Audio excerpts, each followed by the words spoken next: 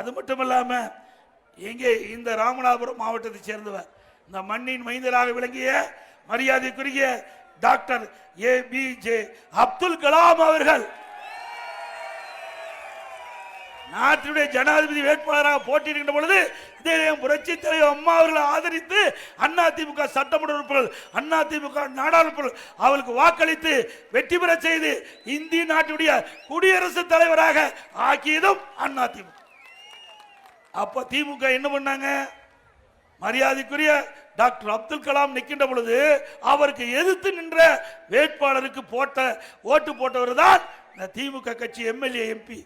இவர்களா சிறுபான்மை மக்களுக்கு நன்மை செய்கின்றவர்கள். சிந்திச்சு பாருங்க, உயர்ந்த பதவி, இந்திய நாட்டுடைய உயர்ந்த பதவி ஜனாதிபதி பதவி. அப்படிப்பட்ட பதவியில ஒரு இஸ்லாமியர் தமிழ்நாட்டை சேர்ந்தவர், இந்த மண்ணின் மைந்த அவருக்கு அதிமுக ஆதரவு கொடுத்தது.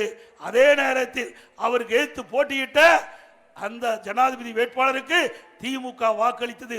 இதிலிருந்து நீங்கள் புரிந்து கொள்ளுங்கள், யார் சிறுபான்மை மக்களுக்கு பாதுகாவலா இருப்பார் என்பதை எட்டி பார்த்து நீங்கள் முடிவு செய்யுங்கள் என்று சொல்லி